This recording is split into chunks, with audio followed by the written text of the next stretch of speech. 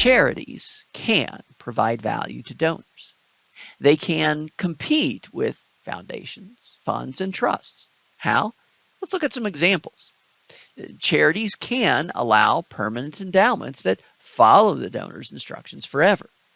If the charity is new or unstable, it can borrow permanence. It can have an established community foundation hold the funds. Charities can emphasize estate giving. Notice this allows donors to give and hold wealth at the same time.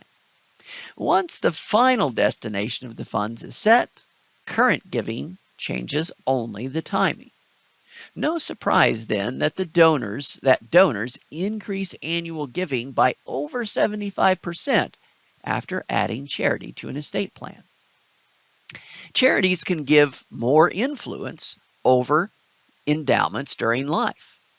One community foundation allowed scholarship donors to serve on the committee that selects recipients. The result? It's now the state's largest scholarship program. Charities can promote instruments that combine gifts to charity with continued control of the wealth. This includes charitable remainder trusts, charitable lead trusts, and retained life estates. Charities can encourage instructions with large gifts. Instructions increase the value of the gift experience. They also lead to discussions about bigger or more permanent impact from bigger gifts. Want to increase a planned estate gift or learn of its size? Ask, have you ever thought about how you would like your gift to be used? Give examples of gift amounts and their impact. Charities can get creative with blended gifts. If the donor doesn't have the cash for a permanent endowment, offer a virtual endowment. The donor gifts annually for the payout plus some principal. An estate gift guarantees any remaining principal. Discount any unsold naming opportunities by counting multi-year pledges, estate gifts, or irrevocable trusts.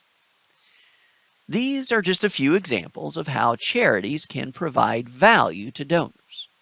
The best solution for each charity or donor will vary, but the key is understanding one idea. Big gifts come from delivering big value to donors. Many charities never get big gifts because they aren't trying. They aren't trying to deliver big value to donors. I like to put it this way. It's really easy to think, won't it be great when one day that $10 million gift comes in? It's a lot harder to think, won't it be great when one day we offer a donor experience that's worth that $10 million gift? That's not fun. That's hard work. But charities can compete with foundations, funds, and trusts. They can deliver big value to donors. They can transform the donor's experience. And that can transform the fundraiser's results. So ultimately, in fundraising, story is what's so powerful. Let's do a little bit of a deeper dive. What is the story of the really big donation? Well, a story is going to progress through first backstory and setting. Now, those are going to establish the motivation from the main character's original identity. This is going to be the character's people, or his values, or his life story. Next, the story will have a call to adventure. This is the main character's challenge. Now, although it's going to seem extreme, it will, at that point when the challenge comes along, it'll seem actually pretty appropriate, pretty reasonable. Then in step 3, you're going to have ultimately a climax and a resolution. These will show the main character's victory and altered identity. Now, I use those 3 words because a story cycle will go through those 3 steps. It starts with the main character's identity. That then provides motivation to say yes to the challenge. The challenge ultimately at the end will result in a victory, and that victory will link back to the hero's identity. They'll return to a place of beginning with a gift to improve that world. They will return as a different person, as a victorious hero, and they'll often return as an internally transformed character. So that's the story and that's the theory. Let's get into some more practical reality. Talk about big gifts. What about billion-dollar gifts? What is it that motivates billionaires to make billion-dollar gifts? Well, one study analyzed the letters accompanying 187 billionaires giving pledge commitments. Now, these were pledges to give at least half of their wealth to charity during life or during life and at the end of life. Now, this is the table from the academic paper. Really cool research, analysis of the reasons why billionaires pledge at least half of their wealth to charity. But I want to simplify that for you, and we'll actually look at each part of that because I know that's kind of small print along the way. What is the story of a really big donation? Well, it is a story. Remember, a story progresses through backstory and setting, the call to adventure, climax and resolution. Here's what I'm going to argue is the one story that motivates the really big donation. You ready for it? Motivated by their family upbringing and reciprocity values, the donor accepts a challenge to share wealth, which, although extreme, is framed in a way that makes it seem appropriate, resulting in a personally meaningful victory. So let's take that story and see how it actually connects with each of the parts of these motivations for the billionaire pledges. So first, we begin with motivated by their family upbringing and reciprocity values. This is, of course, the identity connecting to the challenge. It is the identity connections are providing the reasons why they will say yes to the challenge. Now, how does this show up in the study?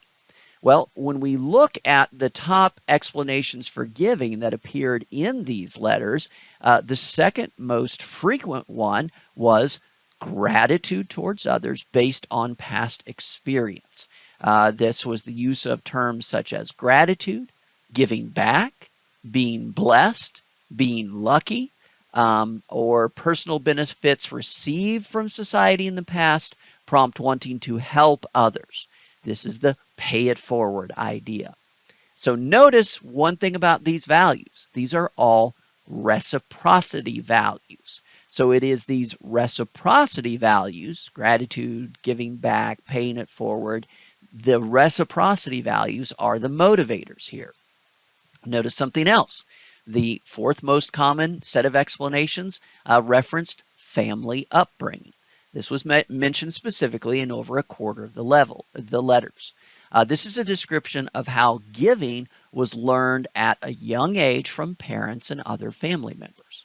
And then finally, notice there is for about 8% of the letters, 7 to 8% of the letters, there was a reference to religion or spirituality. References to spiritual texts or inspirations. Also an example of reciprocity values. Now, notice that in the next step, the donor accepts a challenge to share wealth, which, although extreme, remember these are billion-dollar gifts, right? Which, although extreme, is framed in a way that makes it seem appropriate. Now, I'm drawing the parallels here to the typical story in which the main character will face that challenge, that call to adventure, and it's always an extreme challenge, but they'll say yes, and often after they say no, but then they say yes. When they say yes, at that point that they say yes, it actually is framed in such a way that, okay, it's actually a pretty reasonable choice, right? So even though this is an extreme gift, notice that the donors themselves are framing it in a way that makes it seem like an appropriate decision. So we get this in 3 different kinds of explanations that show up in these letters. First, the concept of stewardship. This is a statement that wealth is not their own. Use of terms such as stewards or trustees, reference to abstract principles of justice or equality. The second is note a reference that inheritance can actually cause harm to offspring. Statements on how a large inheritance can actually harm offspring. What does this have to do with charity? Well, look, if you've got more money than you're going to consume during your lifetime, there's only two options. You can send it to family or you can send it to charity, right? So if you've already sent enough to family, that's why the transfers to charity make so much sense. And then finally is a reference to excess wealth. People referencing that they have more wealth than is personally needed or is possible to spend during their lifetime. So if it's excess wealth is more you're going to spend during your lifetime, then all of a sudden that massive donation seems like a pretty reasonable thing. All of these are examples of the donor accepting a challenge to share wealth, which, although extreme, is framed in a way that makes it seem appropriate. And then we get the final step. The final step is that this will result in a personally meaningful victory. So again, motivated by their family upbringing and reciprocity values, the donor accepts a challenge to share wealth, which, although extreme, is framed in a way that makes it seem appropriate, resulting in a personally meaningful victory. We see this first in the most commonly referenced motivation for the gift, and that is impact or making a difference. Here we see use of terms such as impact, benefit to others, making a difference, reference to solving societal problems, helping others. Again, another common theme is simply personal gratification resulting from the giving. Here we see use of terms such as enjoyment, satisfaction, psychological returns, or pleasure. Personal benefits experienced while giving actually prompt more giving. And then finally, we get another kind of personally meaningful victory, and that is the term legacy. So now we've not only got a victory or an impact, but we've got a lasting impact.